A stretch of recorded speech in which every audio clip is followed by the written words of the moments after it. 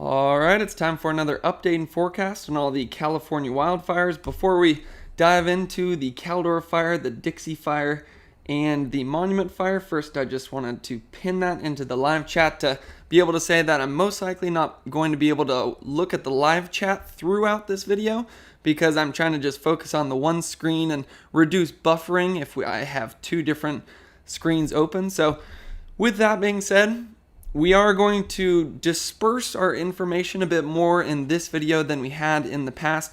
In the past few days, we've been only covering the Caldor Fire because that has been the big story going on with it moving right up to South Lake Tahoe and the Kirkwood area.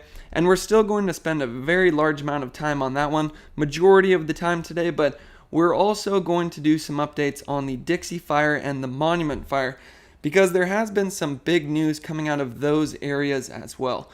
I believe on the Dixie Fire we have some new evacuation orders in place, and I know that yesterday we had some new evacuation orders in place that I saw right when I ended the live stream last night. So apologies for not including that information. That's part of the reason that we're going to be spreading it out a little bit more in this one, covering all of the California wildfires instead of just Caldor. But with that being said, Caldor, once again, is going to be the first one that we cover.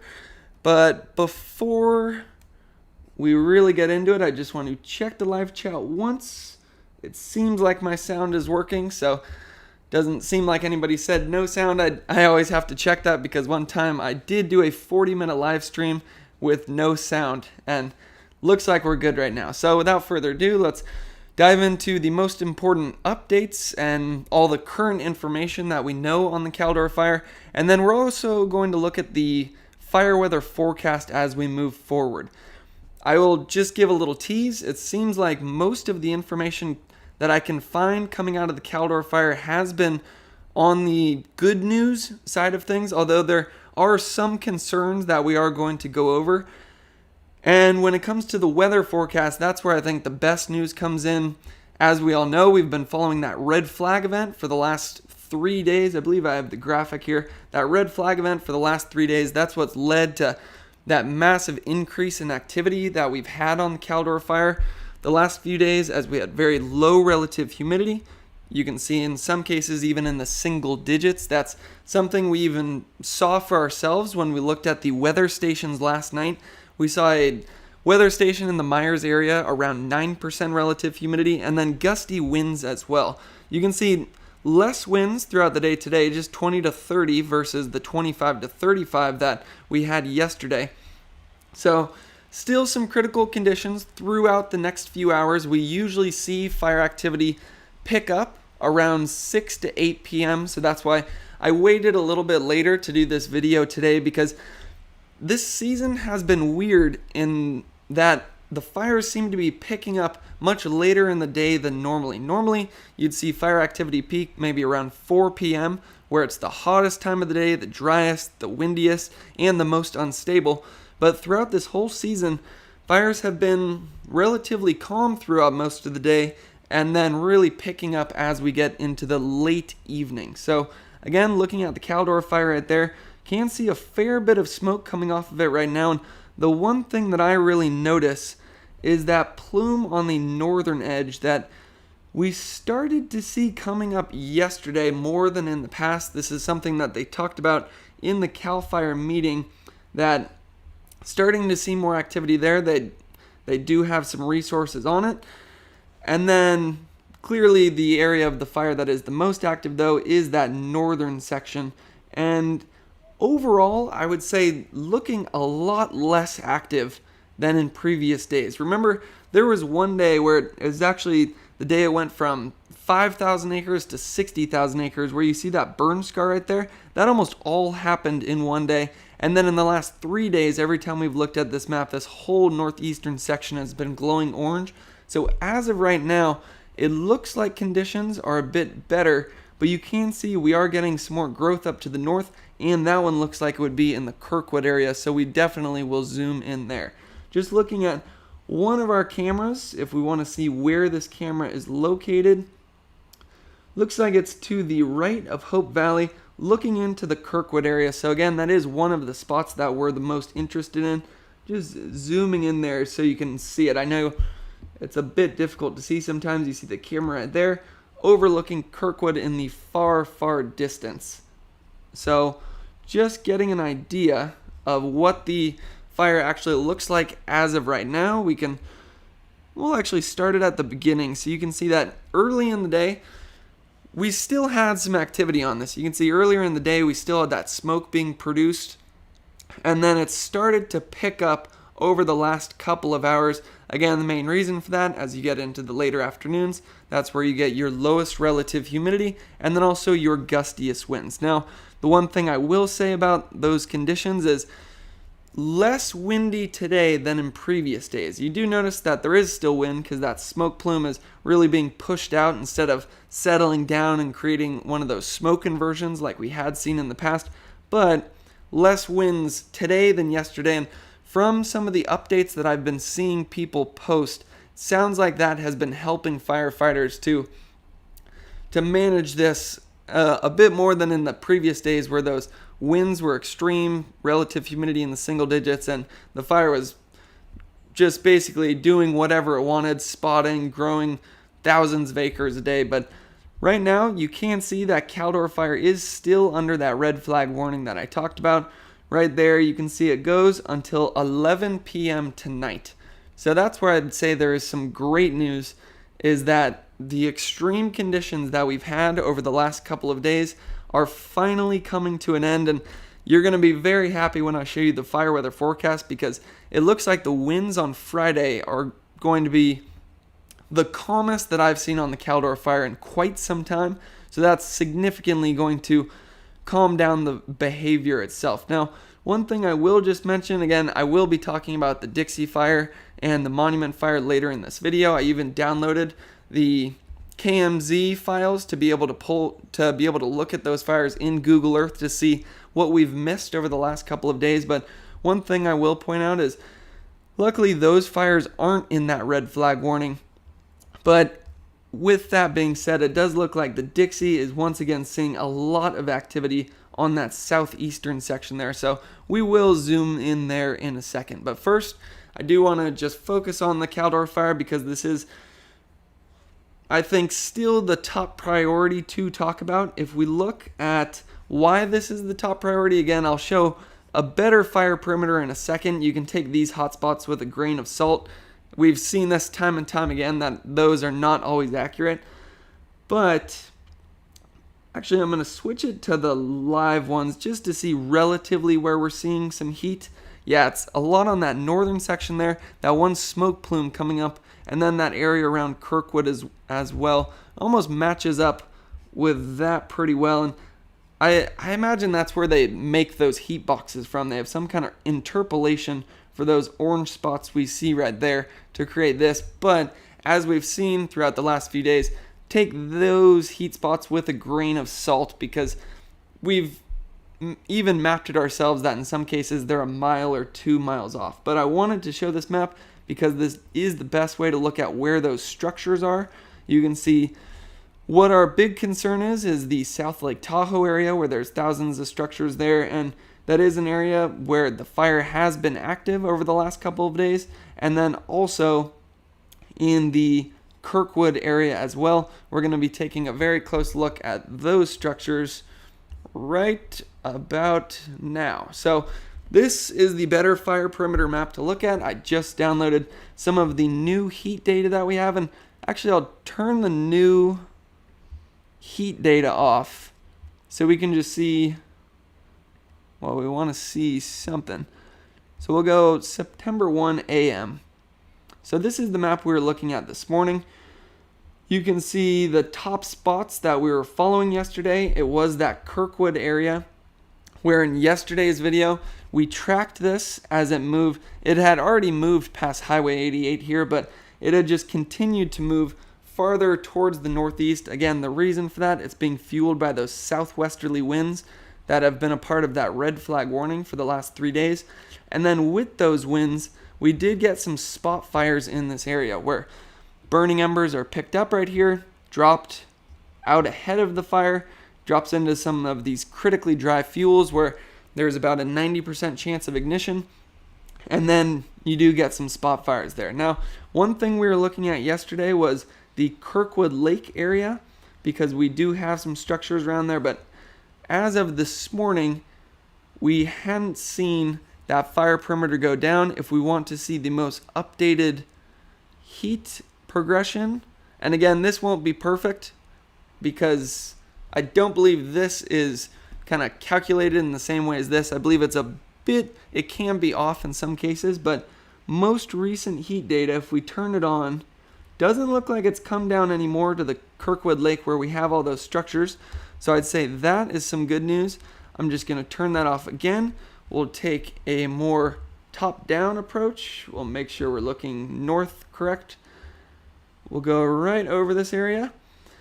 And to see what at least the heat progression map is showing has been where the fire has extended to throughout the day today. Again, that's this morning's perimeter. If we look at the most recent information that we have to work with, it looks like this one is later than that one right there. So that is fairly interesting to look at. I actually have to zoom out a bit because it looks like those southwest winds really push this fire farther towards the northeast in this Kirkwood area. Turning it on. Yeah, you can see most of that growth up towards the northeast here. And again, that's not a big surprise because we've been tracking those southwesterly winds for the last couple of days. If we want to drive that point home, we can look at windy. Those are the winds that we have right now over this area. You can see they're going directly from the southwest. So you think about what that does over the fire. It just basically pushes the flames forward, and then as we even saw on this area of the fire, leads to those spot fires as well. But I think where the good news comes in is that for the most part, it looks like it hasn't made much of a push towards Kirkwood. And again, when I say that, I'm only as good as the most recent information I could find. I was scouring Twitter to see if there was any reports of the fire getting into Kirkwood, but I couldn't find any. So if you have found one of those reports, please send it to me on Twitter. Oh, that's probably the first thing I should have said. Again, I'm not going to be able to check the live chat throughout this video because I'm just having one screen open to try to reduce buffering. But if you have any important questions or information, or you know of a really good video, you can send it to me on Twitter, and then we can do what we did in previous nights. That was actually the most helpful way to make these videos, is in some cases you guys would send in some information, a video or something. In some cases the video would have an address, and then we would put the address into this map and see where it was in relation to the fire perimeter. So that's what I'm planning on doing throughout this video again, but as of right now, looks like the Kirkwood area is still looking pretty good, although we do see that fire has continued to spread up towards the northeast there. Now, one thing that was interesting that they said in the Caldor Fire update that happened at about 5 o'clock was, you notice in this area, it's very rocky terrain. So you wouldn't think that the fire would be able to really move through that because of how rocky some of this area looks. But what they're saying was, big factor coming into play in this area was spot fires, where one tree would torch up and then it would create some spot fires. It would torch another tree and then almost leapfrog through. So while it would seem like it couldn't get through all that rocky terrain, it's the winds that are allowing it to do it. So hopefully as those winds calm down on Thursday and Friday, we get less of that growth. And I would say that's almost a guarantee that we get less growth as those winds calm down. Again, looking at this area, we looked at a weather station last night. I believe it was right on this ridge line right here that recorded a 52 mile per hour wind gust. I'd be interested to go back to that weather station later in this video to see what the update has been there. But just zooming back out again, so that most of the growth again has been on this northeastern section. So just looking at that, I'll turn off the new heat again. That was the map from this morning. That's the new one, or the new heat progression. Not an official fire perimeter map at this point, but this is an area where I think we've seen the most growth on the Caldor Fire throughout the day today. This is an area that we saw flaring up yesterday. We can match it up with the satellite imagery as well. That's, I'd say, the part of the fire that appears to be burning the hottest right now in that northern section right there. Although that area around Kirkwood does look like it is extending, which we just looked at on this map. But also seeing that growth right there. Again, I believe this is called Wright's Lake. Yeah, Wright's Lake right there. So I imagine that there are some structures around this. Actually, we can see how many structures there are if we go to this map right here. Let's go Wright's Lake. Okay, so you can see that there are a number of structures around Wright's Lake. And again, don't trust that fire perimeter right there. That's satellite data, which we've seen has been off by miles in the past. But it does look like we have maybe a couple dozen structures in that Wright's Lake area. So that is going to be an area that we try to follow throughout the course of this video. Again, with this data, it looked like I wonder if there's a measurement tool on Google Earth. There probably is. I'll try to figure that out on my own time. I know how to do it on the other map. But yeah, that's something we'll try to follow throughout the course of this video, because that does look like it's the part of the Caldor Fire where we are seeing the most growth as of right now. Now, where that is probably some great news, what you're thinking, if that's the most active part, then this area has most likely been less active, and I would say that seems to be the case. I didn't want to jinx it looking at the satellite imagery that we weren't seeing as big of a hotspot right near that Lake Tahoe area, but if we look at the fire map this morning in this area, again, this is Christmas Valley right here. I'd say the top spot I've been concerned about for the last 2 days is Myers right there. One sec.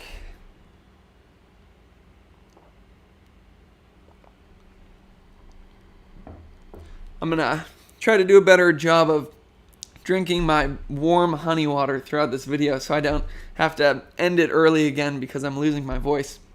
I also have work at KSBW tomorrow, so I probably shouldn't be doing that with no voice whatsoever.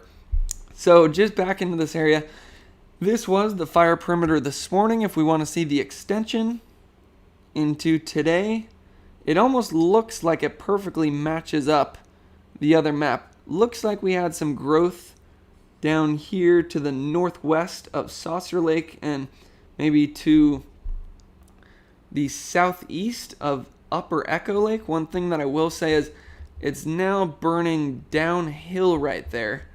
So it should be burning slower as it's going downhill, but where you see that yellow color, that is representative of where we're seeing more growth, and that actually ties in with what they were saying in that Cal Fire update, that they do have some resources in that area as of right now because of that spread in that section of the fire. But where the really good news comes in is in Christmas Valley, where once again, unbelievable job done by our wildland firefighters.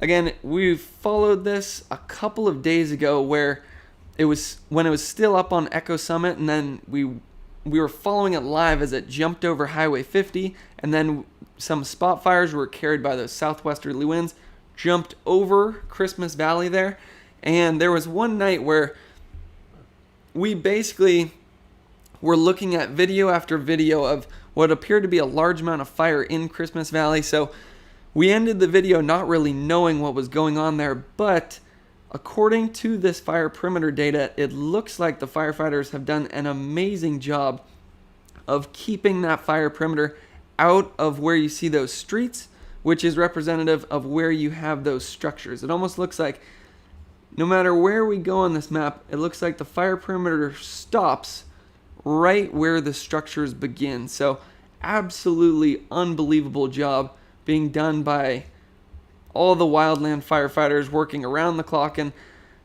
what I hope to do at some point in the future is, or once fire season dies down, is to actually interview anybody who will sit down with me to just kind of figure out what it was actually like on the ground as this was coming through this area, and as well as the other fires too. I'm sure there's lots of interesting perspectives.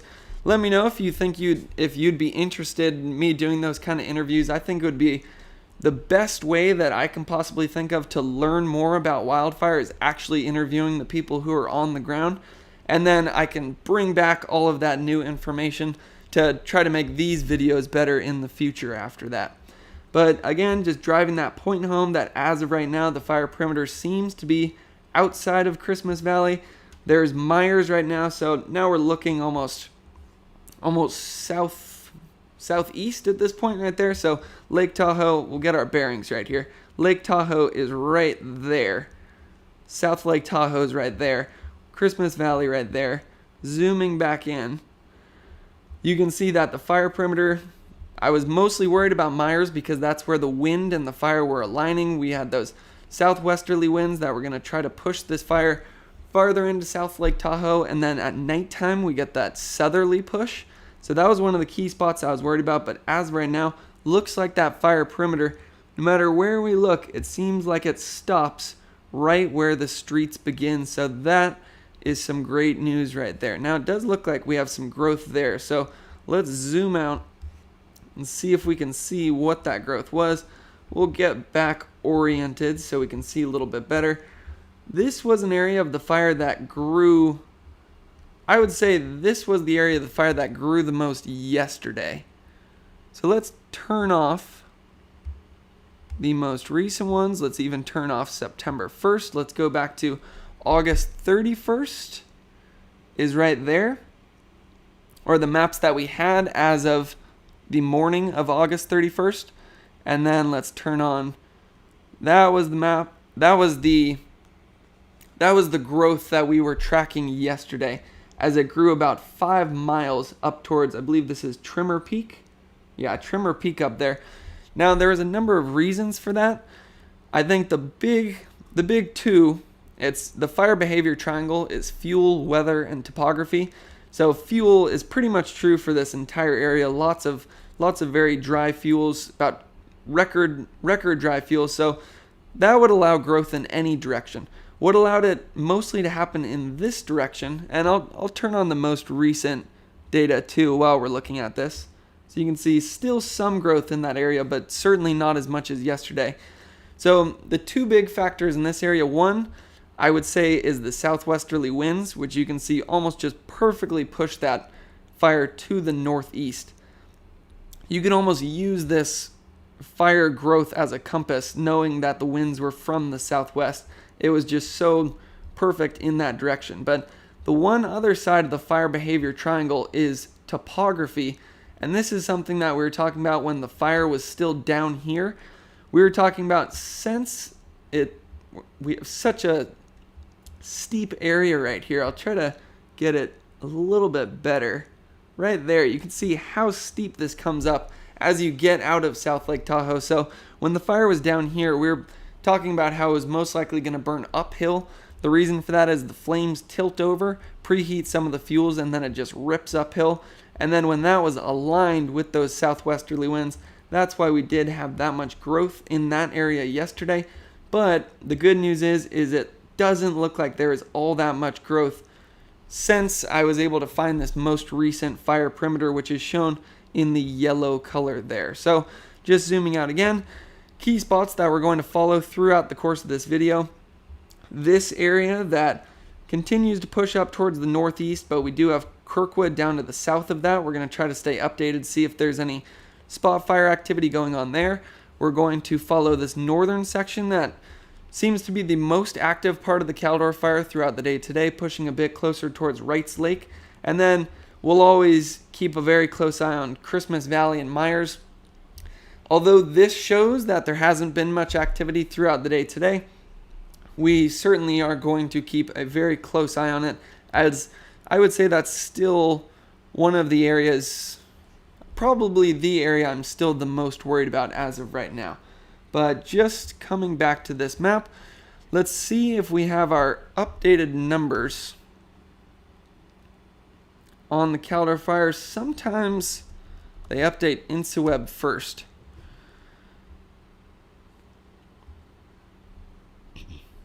And then we'll also take a look at the fire weather forecast to see how the Caldor Fire is going to be changing in the future. Just a little tease, the fire weather forecast is looking much, much better over the next couple of days. So looks like this was updated more recently. It says we're up to 208,000 acres with 23% containment, while as that one showed 204,000 acres with 20% containment. So that kind of matches what we were looking at on the Google Earth. Looked like we had some growth today, but not nearly as much as in previous days. Again, the last few days we've had a lot of growth with that red flag warning, but even early on in the Caldor Fire, it was right there where you see that yellowish to orangish color. That was when it grew from about 5,000 acres, which was shown in that green part where the Cal Fire first started, when it's that green color. There was one day that, I think that was the day I maybe did the 7.5 hour live stream. I'm not positive about that, but we were following it as it went from 5,000 acres to 60,000 acres in one day. So this map is also a great one to look at when you're talking about that acreage burn, because you can see how the fire's been progressing. Where that green color is where the fire started on the 15th and 16th. I've had a number of people ask how it started, but I don't believe we have that information yet. Let's see. I think it usually, cause is still unknown, so don't know that yet. But I'll keep an eye out for it and let you guys know when I do figure it out. But then as you get to the red, blue, purple colors, that's where the recent growth has been. Again, we were hoping that it was going to hold right about where my mouse is right now. They had a few days where they were working as hard as they could to get some containment lines in there, but then this red flag event started to push in. We had that very dry day right before the red flag event started that allowed that fire to push over, and then because of those southwesterly winds, it's been extending to the northeast ever since. Now, I think the other one said that it was updated more than 20%. I probably shouldn't have just closed that link. Maybe it says it on the top here. Gonna reload it. So 208,000 acres with 23% containment. So it does look, whoops.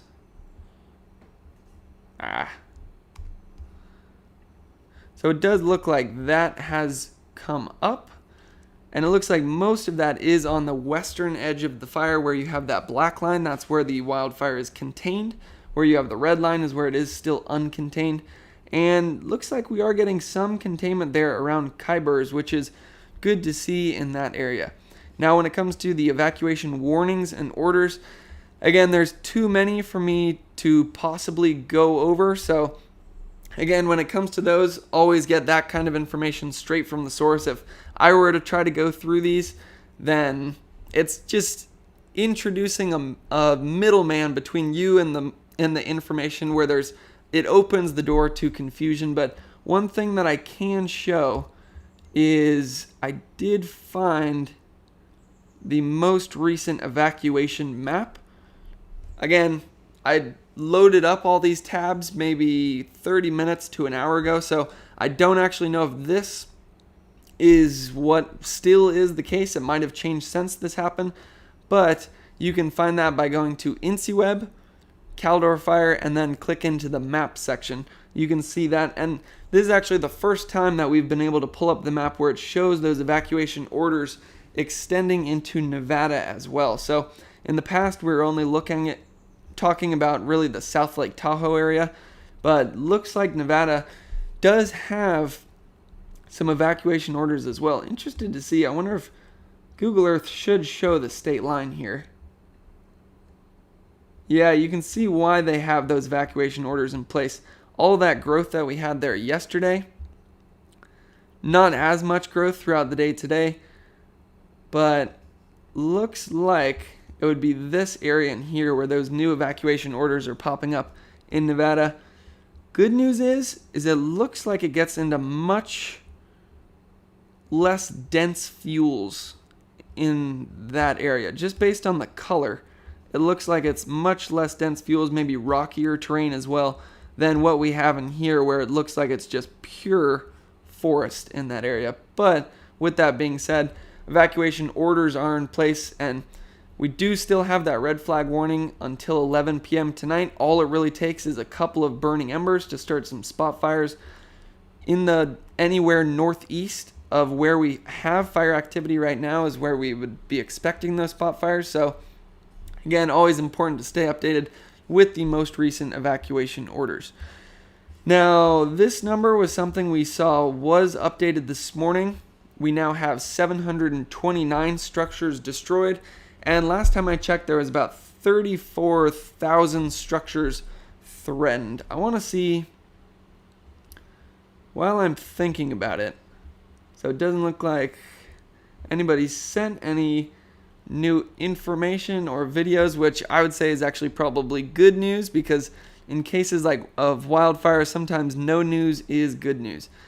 What I want to check though is if Caldor Fire has posted their most recent incident update, because that'll show us how many structures are currently threatened. And looks like they did.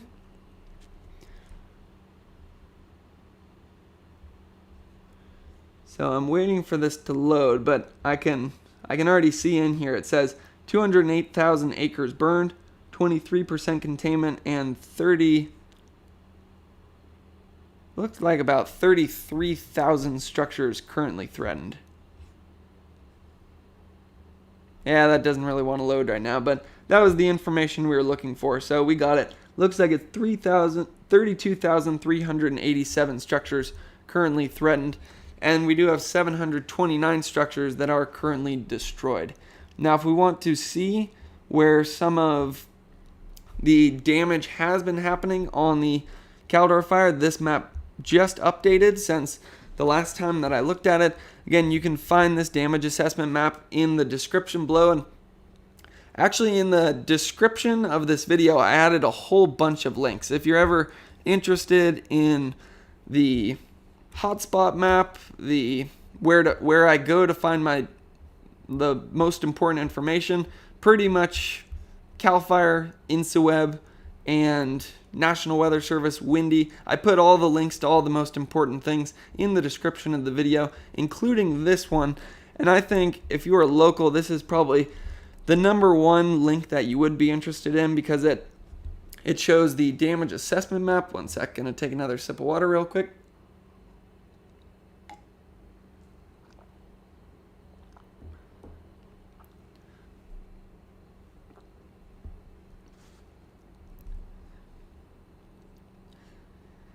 Alrighty, I'm back. So what you can do with this map is they send out damage assessment teams into some of the areas where we've had a lot of growth recently, and then what you can actually do is zoom all the way in, and usually they have a legend on this. There we go. So the black houses show no damage, where you see red houses it shows destroyed. So then what you can actually do is click on the house itself and then click on the photo, and it shows you what it looked like. Again, this is something that we saw in the Grizzly Flats area as well, where in some cases where the fire comes through, it really makes these kind of wildfire updates, you start to feel it a lot more, because it's easy to be impersonal if you're just thinking about hotspots on a map or orange dots representing structures, but that is why it is good to click into these, because you imagine that right there was all their memories, everything that they own. So again, thoughts and prayers go out to everybody who has been affected by this wildfire and is still currently evacuated, because I know that is difficult as well. Now, one thing I will say in this area though, you notice that most of the structures in that area are showing no damage, even though the fire perimeter is out there. So that's something that I've talked about in previous videos, is sometimes, there we go, I finally figured out how to get that to zoom out again. So when you look at a fire perimeter like this, it doesn't mean that everything within this fire perimeter has completely burned. You can see that is the case in this area right here. You can see the red line is the fire perimeter. Most of those structures there's no damage. And that's what's been so amazing about this fire, is how they've been able to, they used this term yesterday and I really liked it. They called it herding the fire, because they said with these extreme conditions, with the low relative humidity, the gusty winds, they almost have no chance of stopping it in its tracks while that red flag warning is happening. But what they've been doing is basically herding the fire, and that's something we certainly saw in this part of the fire, where they couldn't stop it in its tracks, but they could at least direct it away from those structures, which has been absolutely amazing. So just clicking back in here, do want to zoom in here. I actually haven't looked at any of these areas yet, so this looks like it is, I don't know how to pronounce that, Syets Camp. Hopefully I'm not butchering that too much, but I probably should have just referred to it as structures south of Highway 50. You can see most of them are showing no damage, which again is amazing considering that was directly in the path of that one day where we were seeing a large amount of growth on the northeastern section of the fire. Now it looks like we do have one structure destroyed in here. We can take a look at it to see if it looks like just maybe 50% damage or all the way. And you can just looking at the trees, you can see how hot that fire must have been as it came through. So again, thoughts and prayers go out to everybody who has been affected by this area. But overall, it looks like that area, not very much damage. Right along Highway 50 right here, not very much damage. Going through Strawberry now. Doesn't look like maybe the damage assessment teams have been through that area yet. Twin Bridges, doesn't look like damage assessment teams have been there yet. If we zoom in here, so that looks like Sierra at Tahoe Road. I think that might be one of the cameras we look at. Amazingly, most of those structures are fine in there. We do have one structure in there though that looks like it's maybe 50% damage. Looks like some of it is at least still standing. Now where we see this large clump of destroyed structures though, Tamarack Avenue, Hemlock Avenue, Phillips Heights Avenue. So that looks to be an area where, again, it's honestly is surprising that all of these communities don't look like that, because we've been tracking this for a number of days, and when it was pushing up to the northeast here, as those southwest winds were pushing it towards the northeast with those red flag conditions and relative humidity in the single digits, the fire looked absolutely uncontrollable. So amazing to see that most of the structures that we do see are those black structures which show no damage, but very unfortunate to see that this might be Phillips right here that we're looking at, where we have a large amount of structures destroyed in that area.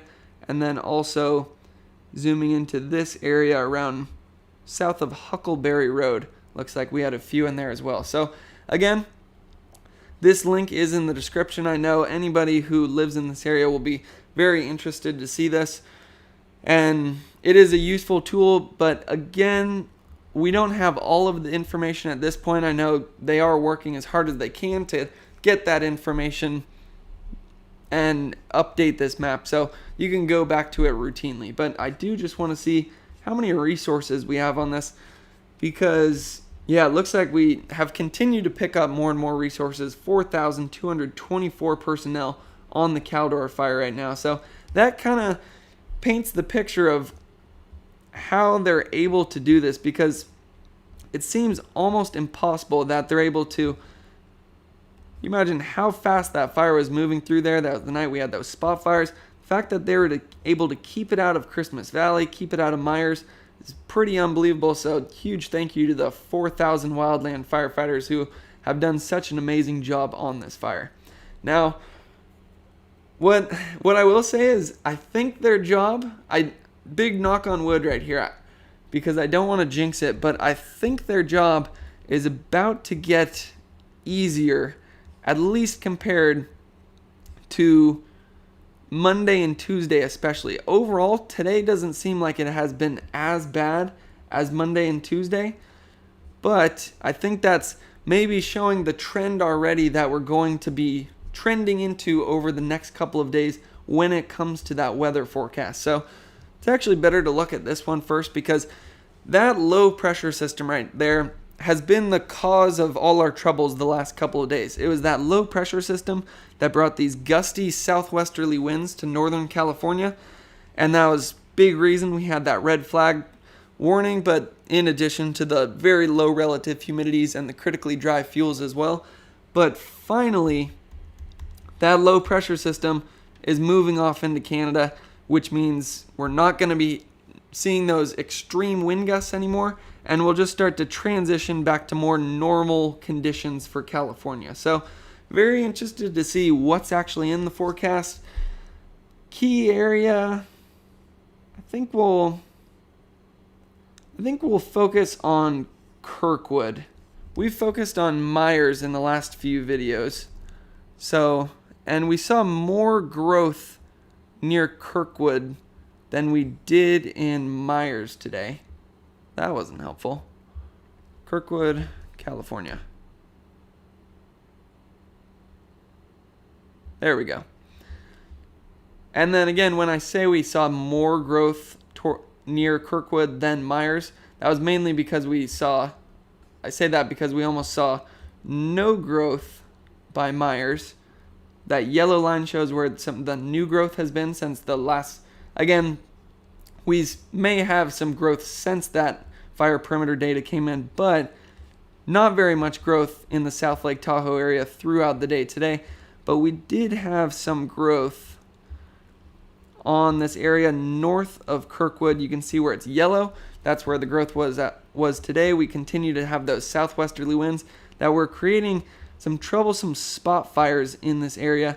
But for at least based on the data that we're going off of right now, it looks like that fire is still to the north of Kirkwood. And it also doesn't look like the fire perimeter came down to where we have those structures right on Kirkwood Lake. So that's some good news there. But with that being said, that has been one of the more active parts of the fire. So we're going to use that as our spot for our weather forecast. Just want to make sure. Let's actually do it right on there. I don't want the lake to be throwing it off. So, zooming back out. Ah, shoot. Troubles. There it is. Alrighty. So, we do have those southwesterly winds still blowing as of right now. Although I was seeing some reports that the winds appeared to be calmer than the forecast models were actually showing. And actually, let's just confirm that right away before I say what the winds are right now. We can actually look at exactly what the winds are right now over Kirkwood. Because again, when we looked at this yesterday, we saw a station showing 52 mile per hour wind gusts yesterday on the ridge to the west of Kirkwood. Interested to see if this will load.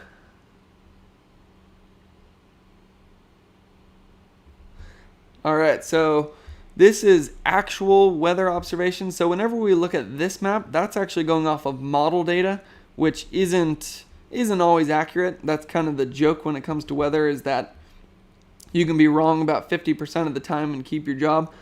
But this is actual stations on the ground that collect temperature, and when you see one with a tail, that means it collects wind too. So that's what we're mostly interested in right now.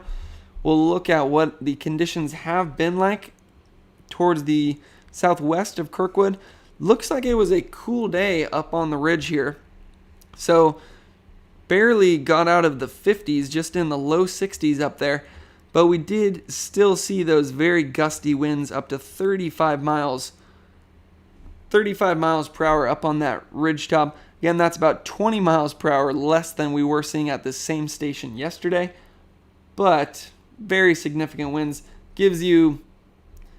Validates the fact that we had that red flag warning in place. So I would say that was actually a pretty accurate forecast model throughout the day today. As we get into tonight, looks like the winds are going to be relatively calm. In previous nights, we're seeing them stay around 25 miles per hour all night long. So looks like the winds are starting to finally calm down tonight. If we look at tomorrow, we're finally out of the 30s when it comes to the wind forecast. And I think that is the best news coming forward. Again, the reason for that low pressure system that's been causing all those extreme winds lately is finally moving up into Canada, and it's taking those extreme winds with it. Calmer winds tomorrow, most likely still going to be very dry air though. So relative humidity actually looks like it's a bit better than it was today, but we'll still have some dry conditions out there. If we look at the winds on Friday, it looks like it's getting even better. So winds on Friday calming way down. Right around South Lake Tahoe, the gusts are about 22 miles per hour. The sustained winds are about 5. So much, much better conditions coming in on Friday. Trending in the right direction over the next couple of days, which is certainly going to help our firefighters continue to control the Caldor fire. But with that being said, we do still have that red flag warning until about 11 p.m. tonight, so we are going to have to try to stay updated with it over the next couple of hours. Again, the next thing I want to do is zoom out here, get back to the satellite imagery so that we can see exactly what's going on. And before I move on to the Dixie Fire and the Monument Fire, I do first want to check two things. Before I move on to those, let's load up the buffer model. That's what we have now renamed WRF-SFIRE, because it almost has shut down my stream 2 nights in a row. This time, I forget who posted it in the live chat and to my Twitter, but it was a brilliant idea. Instead of me loading one of the most highly, the most high resolution wildfire models in the world, which you can imagine how much data is in this map right here. What's basically almost crashed my live streams the last 2 nights was when I tried to load this page. It was just too much for my computer to handle. So, I'm actually going to give them credit because it was such a good idea.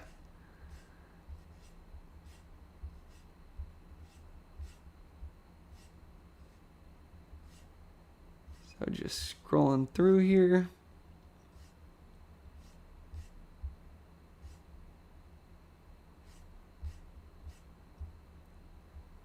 Oh, here it is. All right. Oh, they don't actually have their name in here. Looks like it's Mud. Hey, buddy. Great live streams for the WRF-SFIRE model. I was thinking you could screen capture the model run before the stream and then just show the video.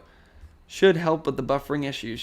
So that's exactly what I did. But again, never know what's going to happen with this model when I try to show it. We haven't had good luck recently. So if the live stream stops, I'll just keep talking, and then it'll most likely pop back up in a couple of minutes. But again, the whole description for the WRF-SFIRE model, I put it in the description of this video because I realized I was saying the same thing over and over again. But so if you're interested in exactly what this model is and how it works, you can look in the description of this video. But now we're just going to see what kind of fire behavior it was simulating throughout the day today.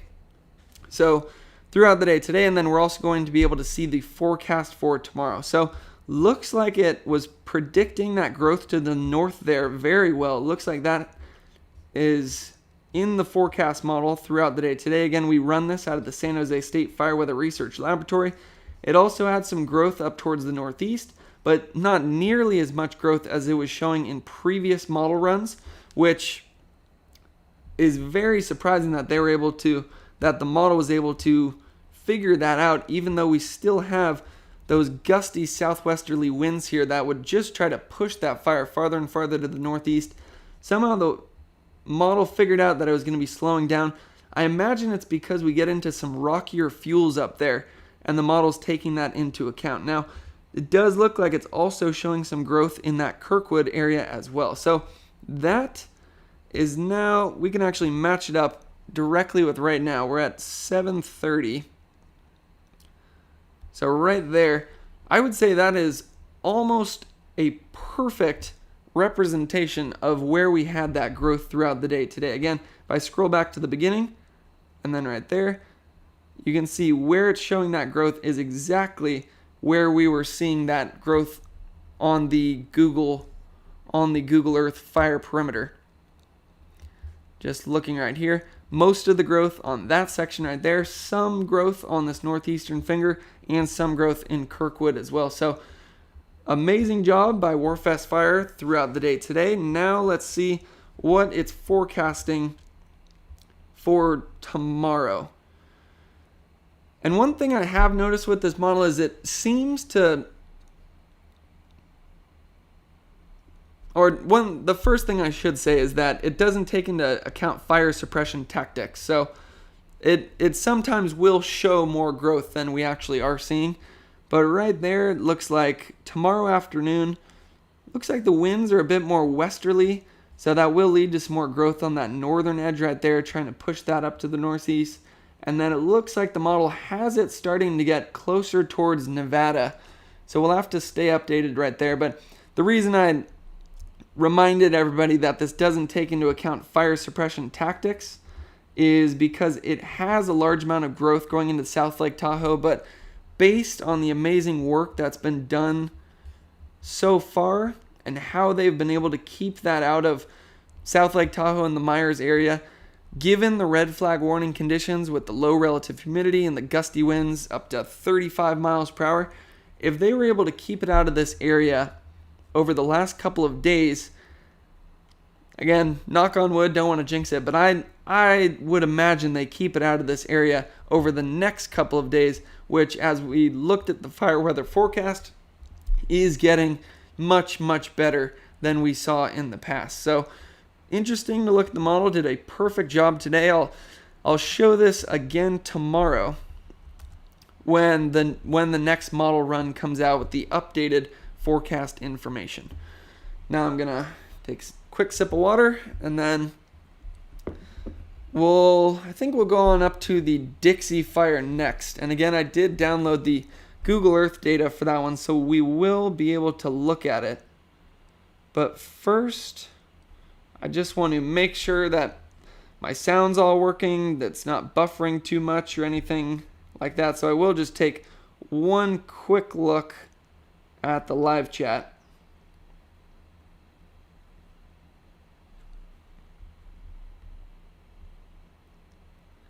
And hopefully it's not buffering too much right now.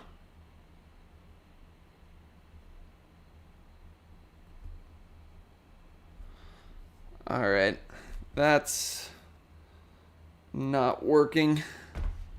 So I'll try to look at the live chat on here.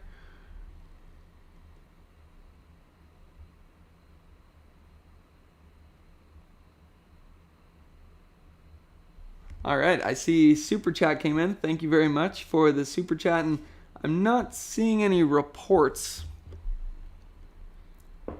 that, yeah, everything is smooth. All right, we are good. We're going to be moving back up to the Dixie Fire now. So, just looking at the Dixie Fire again, looks like there's more activity on the Dixie Fire right now than we're seeing on the Monument Fire. So that is why I'm going to be going over the Dixie Fire first here. And it looks like you would almost think that that's two different fires going on with, I believe it's about 50 miles apart at this point. But believe it or not, that is all one fire right there. So one thing I will say is that Dixie Fire wasn't in that red flag warning throughout the day today. So that was some good news. Although you can see where a lot of those hot spots have been recently. And I'm most interested to see what happened on the southeastern section here throughout the last couple of days, because that's where I believe there was presented with that orange color right there. But the big news that happened over the last couple of days, and again, we missed this because we were so focused on the Caldor Fire, but you can see how much growth happened between the 30th and the 31st right there when they got those new maps in. And you also notice that the area where it's showing heat picking up is also much larger as well, but most of that growth being right there. Big reason for that, you can imagine, Dixie Fire had those same southwesterly winds pushing that fire up towards the northeast. Now if we look at the most recent map from today in this area, And one thing I'm going to do,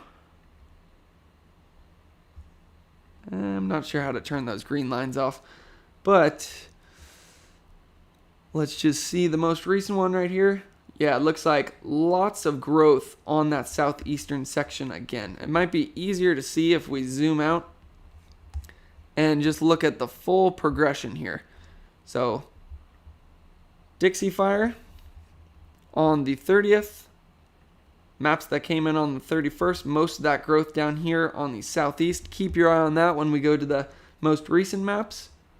Lots of growth there once again, and I think that matches up pretty well with what we were seeing on the satellite imagery, because it looks like that's an area where there's a lot of activity, and you can see that black circle.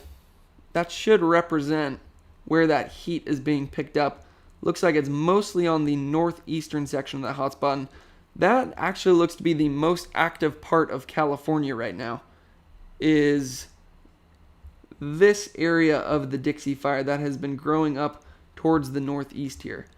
So, looks like Milford is up here again. I don't have the most recent Dixie Fire evacuation maps, but I would definitely stay updated with it if you're in any of the areas around here. Looks like we have Doyle right there that I think matches up with what we were seeing, was that there were some structures. Looks like that's maybe Milford right there, Doyle right there.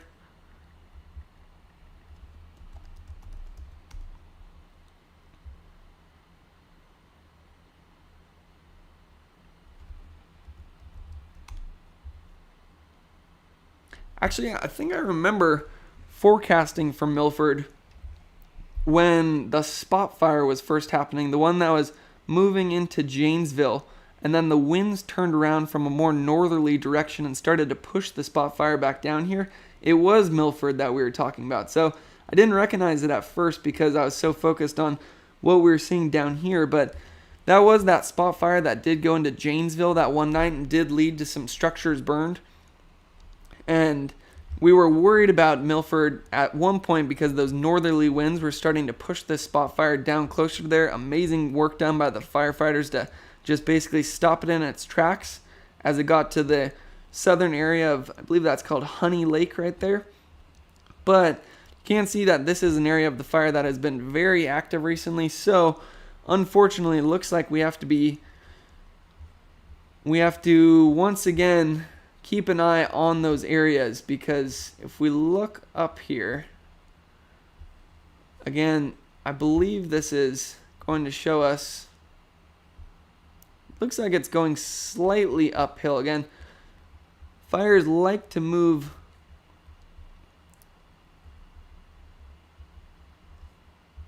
up topography, so it definitely looks like there's some of that topography influence in here. You can imagine that it's more growing right now in that area because of those strong southwesterly winds that I imagine have been leading to some spot fires in this area. So that is definitely something that we're going to have to keep an eye on moving forward, as well as some of these areas around here like Greenhorn, Kromberg, Lake Davis area. I imagine all of those places are currently under evacuation orders. So to really get a good idea of that, let's go to the Dixie Fire INCIWeb.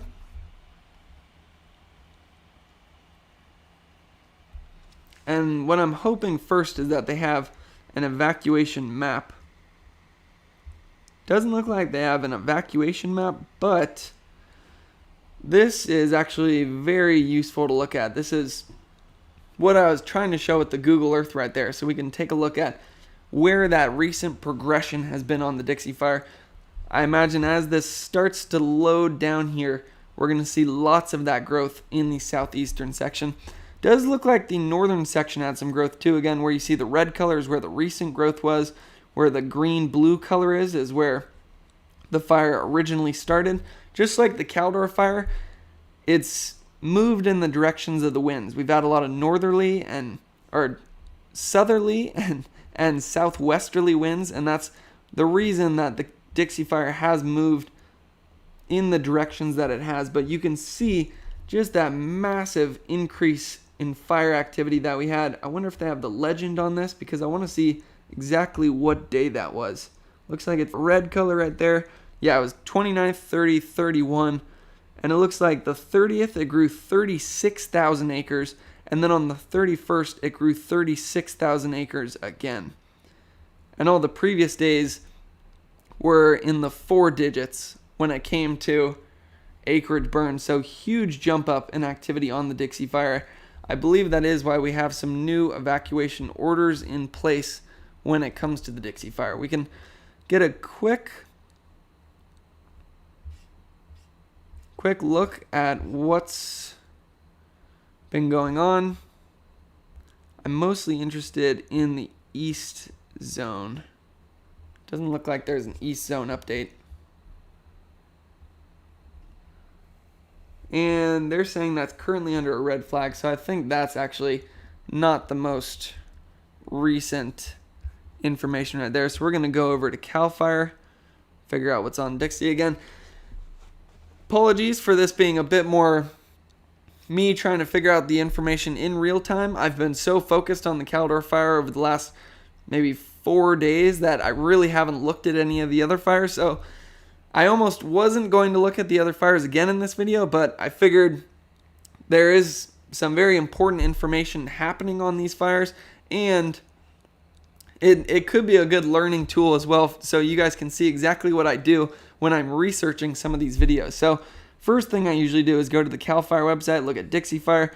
Looks like it's up to 850,000 acres, 52% containment. And then scrolling down here, east zone, that's what we wanted to see, because it's the east zone that was that map we were just looking at where all of that growth was. So an aggressive headfire fueled by 40-mile-per-hour winds grew to the northeast of Queens Creek Road, crossing Forest Road 177, spreading towards Ferris Flat and south of Johnson Hill. The fire was moving too fast to put personnel directly in its path. Firefighters supported by aircraft and dozers attacked from the northwest and southeast flanks of the fire, pressing in from both sides. Man, this is almost written like a story. Crews were also battling a spot fire that breached constructed dozer line in Clover Valley. Multiple engines are providing structure protection in that area. To the west, crews continued to reinforce dozer lines from Lake Davis to Grizzly Ridge. Crews continue to mop up and improve completed line around Grizzly Ridge. Mop up continues around homes in the Devil's. Oh, and again, whenever you hear mop up, that is actually good news to hear. That means the fire is almost smoldering at this point, and they're basically, it's an indicative of not extreme fire behavior, and almost the fire is starting to die down in that area. Where dozer lines continue to be built or reinforced on the north and south ends, structure protection remains in place within Genesee, Taylorsville, Greenhorn, and Kromberg. So those were a lot of the names that we were just looking at, and especially Greenhorn and Kromberg. So does sound like they have some crews in there now working on structure protection. Just looking at where that fire perimeter is now, it does look like it has grown a large amount in the last couple days. One thing I will say is it looks like most of that growth has been towards the northeast, which would be good news for Greenhorn and Kromberg. But again, it's certainly closer than we'd like to see it, and much more activity than we had in the last time that I did a Dixie Fire update. So just continuing here, I want to see if there's been any update to the structures destroyed. Looks like Dixie Fire is up to 1,282 structures destroyed. I'm interested to see, oh, that's not what we want. I'm interested to see where that puts the Dixie Fire in the history of California. Actually, let's go. Stats and events is what we're looking for. Let's go most destructive. So Dixie Fire is number 14 on the list of most destructive wildfires in the history of California, and we know that it's number 2 on the largest wildfires in the history of California. And actually, that's something I hadn't seen yet. is that Caldor is now number 15 on the largest wildfires in the recorded history of California. So that's some new information there. Again, hate to see that number as high as it is. Thoughts and prayers go out to everybody who has been affected by not only the Dixie Fire, but all the other fires as well. Personnel still around 4,000. So that's some good news there. I don't know how they keep finding all these resources, because we have lots of different fires going on. And it seems like each one is posing its own challenges. Now, weather forecast for the Dixie Fire should be similar to the Caldor Fire, with that low moving out. That should be bringing some calmer winds to the Dixie Fire. At least we only hope, because we just read that update where they said that they were getting 40-mile-per-hour winds. So let's certainly hope that it's calmed down. Let's actually look directly at one of the places we're interested in.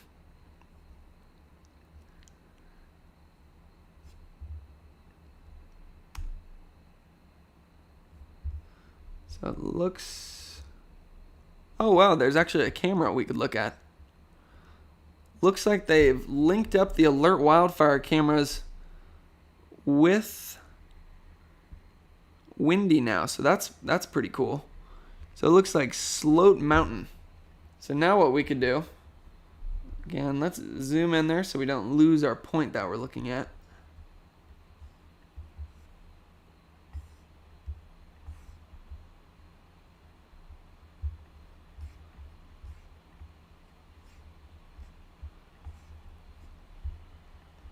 I want to actually see, again, that was Sloat Mountain. That looked like it was right around Kronberg, looking up at where we're seeing some of that activity on the Dixie Fire throughout the day today. That's maybe just a sunset right there. Beckworth Peak. So this looks like it could be... Looking at the map, it looks like this is looking directly up towards Milford. So that exact same area that we were seeing that had a large amount of growth throughout the day today, looks like that smoke was lower to the ground earlier in the day, and then we're probably going to start to see this pick up as it'll most likely match the satellite imagery, where we definitely saw activity picking up over the last couple of hours. So yeah, it looks like I looked at most of the cameras on the Caldor Fire and I wasn't seeing that much activity. Looks like the Dixie Fire was the more active of the two fires throughout the day today. And it looks like even as we get into the overnight hours, we're still seeing a large amount of activity going on there. So definitely going to have to stay updated on what's going on in that area. First, I just want to... We'll just pick a point, check out what the weather forecast is going to be doing. Again, we had those strong wind gusts throughout the day today. Not red flag conditions over the Dixie Fire, but certainly still challenging conditions. Thursday, around 25 miles per hour. So calmer winds tomorrow. Friday, even calmer winds once again. So that is exactly what we wanted to see on the Dixie Fire, because we know how much growth has happened over the last couple of days, especially in this area that is to the northeast of Greenhorn and Kronberg. But good news is that it appears that winds are going to be calming down, and that's also actually good news for Milford and Doyle as well. As you can see how much that fire was growing towards the northeast over the last couple of days, and it will most likely not grow as much now that those winds are calming down. So I would say that is definitely some good news there. Now, the next one that we should look at is the Monument Fire. And interested to see how hot it looks right now. Not seeing that much heat coming off of the Monument Fire right now, which is good news. Part of the reason for that, if we zoom out, you can see that the Monument Fire was out of that red flag warning throughout the day today. So that was some good news for the Monument Fire. But the reason that the Monument Fire is such a big concern is the part of the Monument Fire, if you remember my forecast for the last 3 weeks, I'd been tracking the Monument Fire. I'd just stopped tracking it when we got really into tracking the Caldor, but this southern edge just kept pushing closer and closer towards Hayfork. That's what these structures are right here. And you can see on this map that we had a flare up on that western edge. I believe it was last night was when it really started to flare up. Again, all the days kind of blur together when I've been doing this many updates, but I believe it was last night. I wrapped up the Caldor Fire update and then checked Twitter to make sure I hadn't missed anything important, and there was new evacuation orders being put in place on the Monument Fire. Now, the reason for that, we can actually go over and take a look at the Monument Fire and the progression that we missed when we were so focused on the Dixie Fire. So let's turn off the September 1st map. You can see where that flare up happened. You can tell because one, that yellow color there, which shows scattered heat, so it's showing a lot more heat in that map that shows what was happening yesterday. And then you also notice around to the west of Hayfork there, that's also where we see that growth, right in this area right here. There's Hayfork right there. That's where all those structures were we were just looking at. If we click it on and off, you can see that's an area where we had a huge flare up yesterday afternoon and into last night. So looking at it overall, again, we've seen that fire perimeter extending down almost directly to the north of Hayfork for quite some time now. I believe it was maybe 2 weeks ago when that started making that push very close to Hayfork. So surprising to see that I was able to heat up that much once again. It kind of paints the picture again that just because the fire perimeter is there doesn't mean everything's burnt out, because it looks like it really started to flare up again throughout the day yesterday when it did still have those red flag warning conditions, with most of that growth being on the western edge of Hayfork right here. So one thing that's working in their favor to stop it before it gets into this community is you can see that it moves more downhill as you get closer towards Hayfork. Fires don't like to move downhill, makes them move slower. And then the other thing is that they got out of those red flag conditions, so that most likely helped calm things down as well on the Monument Fire. But with that being said, I believe there are still some new evacuation orders that have been put in place. Monument Fire, InstaWeb. So definitely be sure to stay updated with your local resources when it comes to all the evacuation orders. When it comes to the acreage burned, you can see once this decides to load, we are at 174,000 acres, 29% containment, and I'm interested to know if they have a progression map, because I'd like to see that growth that we had yesterday. Looks like that was 3 days ago, so that won't show all that growth that we had yesterday. I'll have to keep an eye on that to see if I can find any information there. Now, with that being said, I do want to check Twitter, see if we've gotten any important notifications, tweets, or information that's come in here. Doesn't look. Hotshots in Echo Lake for property defense on south side of lake where the fire continues to spread. Type 1 heli support as well. So that was 56 minutes ago. Perfect intel right there that we're looking for. So let's check out Echo Lake one more time and incorporate some of that new information that we just got in that tweet. So Echo Lake is one that we've been talking about for quite some time now. So might be better if I scroll around. It'll be a little disorienting because north isn't now north, but this is something that they talked about in that Cal Fire update, and this is something that you can see on the fire progression map. So again, just going back to that tweet to see exactly what it said.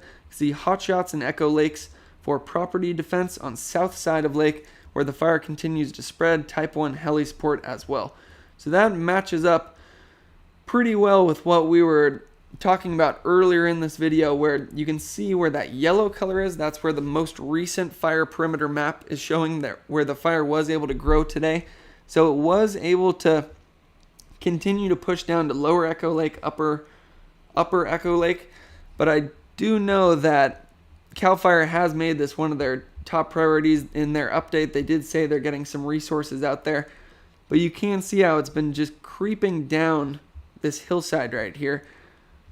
And it does look like there's a fair bit of fuel in that area. I think one of the things I would be most concerned about, because you can see how steep that is. It's incredibly steep right there. So the fire would have a hard time creeping down that. But what can happen is, because of the wind direction, it can take burning embers, drop them down here, and then something that we saw in the Christmas Valley, it starts burning back up the hill.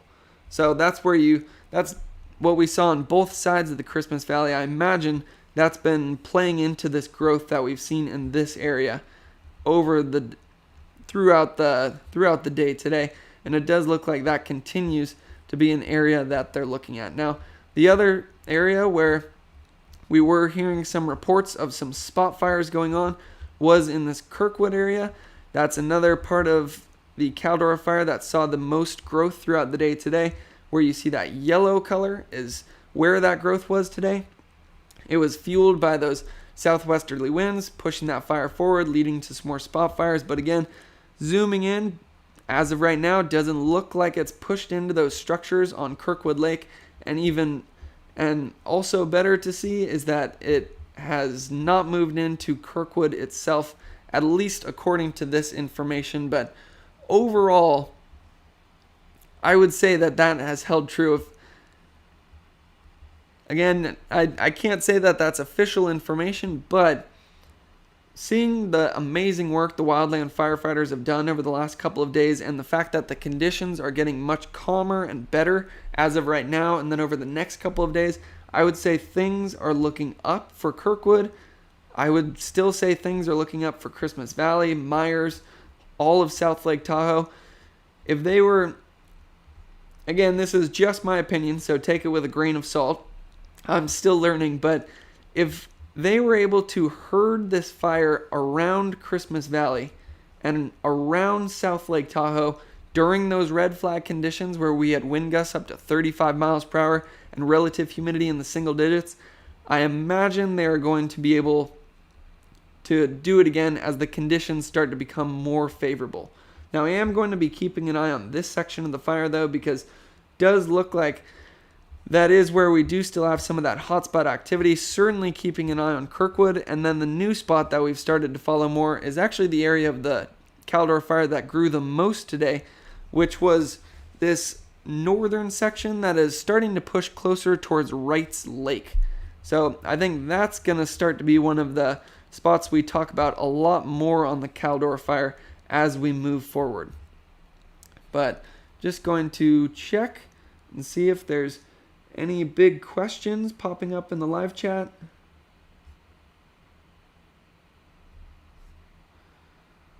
Doesn't look like any big questions popping up. Again, very sorry for not staying updated with any questions that might be popping up in the live chat. We've had some buffering issues in previous nights, so I just have the one screen going tonight, just so to improve the video quality. But again, apologies if anybody's been asking questions in the live chat. That was the first time I've looked at it in about an hour.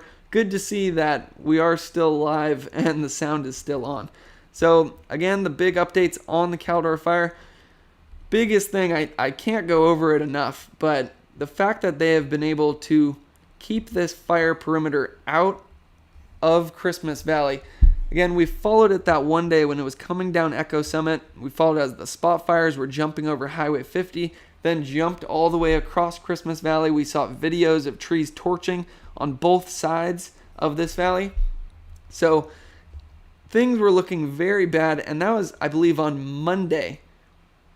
We thought that it was going to look like that, and then it actually ended up looking like that, which is the best thing that could have happened, because you can see where all those streets are. That's where all the structures are. And biggest thing I'll say there is that is not a coincidence. That is due to the amazing work that has been done by the firefighters over the last couple of days, not only keeping that fire perimeter out of Christmas Valley, but out of the Myers area as well. Even against all odds with those extremely low relative humidity, the gusty winds as well, somehow managed to keep that fire perimeter out of these streets and these structures. Now, that's something that we didn't look at earlier, but I'm interested to see is what the conditions were actually like in Myers, because the forecast model was still showing 33 mile per hour winds, but I was seeing some reports on the ground that we were seeing calmer winds than the weather forecast was showing, and that would make sense when we see what kind of growth we had on that northeastern section today. Again, we're a little flipped around here. I'm getting a little better at driving this. Still learning though. So just to show the progression for this point I'm making, during the red flag conditions, so let's turn off the recent ones. So this was the map as of August 31st. Then we had a large amount of growth, I believe, between August 31st and September 1st. Again, what day is it today? September 1st today. Again, I've been getting flipped around and making all these videos every day. It's all kind of blurred into one at this point. But looking at this, so yesterday was when we saw all of this growth all the way up to Trimmer Peak. That was when we had those red flag conditions, grew about 5 miles up there, mostly because of those southwest winds pushing it forward, but it was also in line with the topography as well. So what we were worried about is that we had that much growth yesterday with those red flag conditions. Red flag conditions continued once again today. We were expecting another day of massive increase in growth like that. But if we look at what actually happened, at least according to the most recent fire perimeter data, very, very little growth on this section. Maybe a little in that right there, maybe some backing down the hill in this area. You'd call that flanking right there if it's on the side of the fire. But much, much less growth than we were expecting. And I was seeing some reports. Not sure what's going on here. So view, enter full screen. There we go. Looks a little better. So I was seeing some reports that we ended up having some calmer conditions in there than the forecast was showing. And that would actually make sense looking at the WRF-SFIRE model as well. Because the first time we looked at this model, when I showed this model this morning, which was based on this morning's model run, it had the entire fire going all the way into South Lake Tahoe because it was still taking into account those red flag conditions. But then we reran this halfway through the day, and you notice how much less growth it forecasted once those new forecast conditions were in.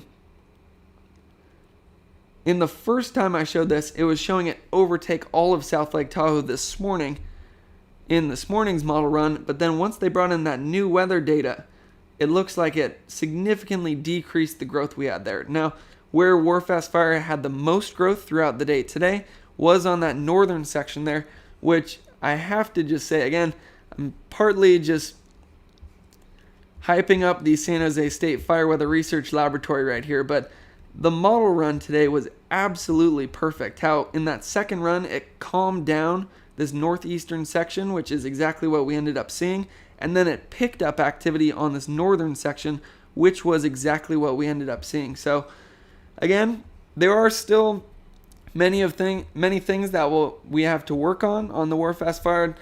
Again, it doesn't take into account spotting or fire suppression tactics. I imagine we'll get spotting in there at some point. Fire suppression tactics is going to be a bit more difficult because that can change by the minute, but looked like it did very well throughout the day today. And the big point I'm trying to make here is that it had a huge difference between this morning's run and the afternoon run of those models, and I imagine that's because it got some new, more updated weather data to plug into that model. So I'm interested to see. It's exactly what I was thinking. So we were expected to have 30 mile per hour winds. That was most likely what was going into this morning's run. And then we ended up only getting 15 mile per hour wind gusts in this Myers area. So that basically solves the riddle of why today's fire behavior was so much calmer than previous days. Even though we had that red flag warning still in effect, the winds did not end up showing up, especially in this area. Now, they did still show up where we did see more of that growth to the north of Kirkwood and that area around Wrights Lake. Again, we looked at one of the weather stations in Kirkwood. That one did still show some 30 plus mile per hour winds, but much calmer conditions throughout South Lake Tahoe than we were expecting. So that was finally the break we were looking for, but I think it was really two factors that led to less activity up here throughout the day today. One was those better weather conditions than we were expecting. Two was the amazing work done by all the firefighters to just basically herd this fire around South Lake Tahoe. So overall, I would say that is just lots of good news to go over on the Caldor Fire today. But with that being said, as we've seen on all of these fires, as we've seen especially on the Dixie Fire over the last couple of days, these fires really do not like to quit. They seems like right when you think they're wrapped up, they just jump right back up again. So I would say overall good news on the Caldor Fire throughout the day today, at least based on the information I've been able to collect. Again, I'm only as good as the information that I've been able to find. So for all I know, there's been some area that's completely flared up and is leading to new evacuation orders, but on the information that I have to go off of, seems like it was a better day today than we were expecting. And you wouldn't guess that looking at the satellite imagery, because it looks like there's a massive amount of activity going on. But what the other point I was trying to make is Dixie Fire here, we're looking relatively good. That's why I stopped talking about it and really just focused on the Caldor Fire. But as we've seen over the last couple of days, that one has significantly flared up. So although we're looking better on the Caldor Fire right now and conditions are trending in the right direction over the next couple of days, we are certainly going to have to keep a very close eye on the forecast as we move forward. Now, I just want to make sure no recent notifications about any very important updates that I need to know about. So with that being said, I think we should check InciWeb for the most recent numbers, and then because they most likely just got updated since the last time we looked at them. So I want to see the most recent numbers, and then so Caldor Fire, 208,000 acres, 23% contained. Again, much less growth than we were seeing in previous days. I imagine there's still a lot of growth showing up on the Dixie Fire though. 850,000 acres, 52% containment there. And then Monument Fire, right up here, that one is 175,000 acres with 30% containment. So with all these fires, we have had... one way to say it is we have had one hell of a 3 days with that red flag warning that has led to all of that growth we've seen on the Caldor Fire. It led to that extremely scary night where it was actually spotting over Christmas Valley here and was pushing what looked to be directly into South Lake Tahoe. Looks like things are looking a bit better there, but with that red flag warning, we also had a massive increase on the Dixie Fire over the last 3 days. There was 2 days in a row that grew over 30,000 acres, and we do have some new evacuation orders there. And then the Monument Fire flared up just to the west of Hayfork. I believe we have some new evacuation orders there as well. So pretty rough 3 days when it comes to wildfire in California.